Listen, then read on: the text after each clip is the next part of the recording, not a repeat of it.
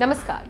आपको याद होगा हमने कुछ दिन पहले ही बताया था कि पाकिस्तान के वजीर आजम किस तरह से तालिबान के मुरीद हो चुके हैं और उनकी ही पार्टी की नेता ने कश्मीर को लेकर पाकिस्तानी न्यूज चैनल पर एक विवादित बयान दिया था और कहा था कि तालिबान भारत से लड़कर कश्मीर हमें सौंप देगा।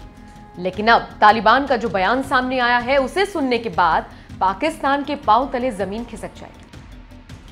बता दें, तालिबान नेता शेर मोहम्मद अब्बास स्टैनिकजई ने भारत और पाकिस्तान के संबंधों को लेकर बड़ा बयान दिया है।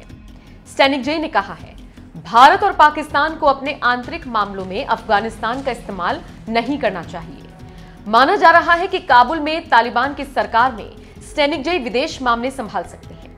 एक न्यूज चैनल के इंटरव्यू में स्टैनिकजई ने कहा, तालिबान अपने सभी पड़ोसी देशों के साथ बेहतर रिश्ते चाहता है। वहीं इंटरव्यू में पाकिस्तान के साथ मिलकर भारत को निशाना बनाने की आशंकाओं के बारे में पूछे जाने पर स्टैनिकजई ने कहा, मीडिया में जो कुछ खबरें आती हैं वो गलत होती हैं। हमने कभी ऐसा बयान नहीं दिया और ना ही हमारी तरफ से ऐसा कोई संकेत दिया गया है। हम अपने पड़ोसी देशों के साथ अच्छे रिश्ते चाहते हैं। तालिबान नेता ने आगे कहा, हमें भारत और पाकिस्तान के बीच लंबे वक्त से चल रहे भौगोलिक और राजनीतिक विवाद की जानकारी है, लेकिन तालिबान को उम्मीद है कि दोनों देशों के आंतरिक मामलों में अफगानिस्तान का इस्तेमाल नहीं किया जाएगा। हमें उम्मीद है कि वो अफगानिस्तान को अपने आंतरिक मामले में इस्तेमाल नहीं करेंगे। उनके बीच एक लंबी सीमा है। दोनों देश अपनी सीमा पर लड़ सकते हैं, लेकिन उन्हें इसके लिए अफगानिस्तान का इस्तेमाल नहीं करना चाहिए और हम किसी भी देश को अपनी जमीन का इस्तेमाल इसके लिए नहीं करने देंगे।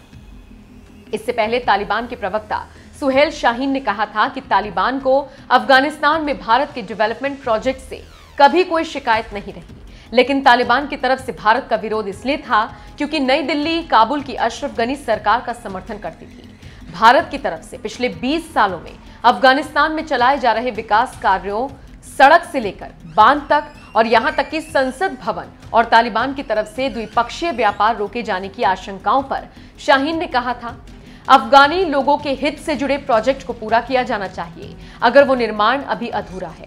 साथ ही उन्होंने आगे कहा था, पिछले 20 सालों में हमने यही चाहा कि भारत जैसे दुनिया के तमाम देश अफगानिस्तान के लोगों के साथ अपने संबंध रखें।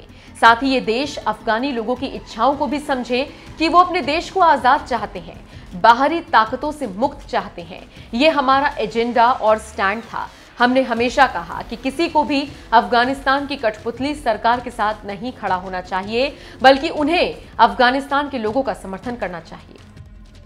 तो देखा आपने, जो पाकिस्तान एक दिन में 141 बार तालिबान के नाम की माला जपता था, आज उसी तालिबान ने कैसे उसे आईना दिखा दिया। खैर, अब पाकिस्तान को समझ जाना चाहिए और अपने देश के विकास पर ध्यान देना चाहिए।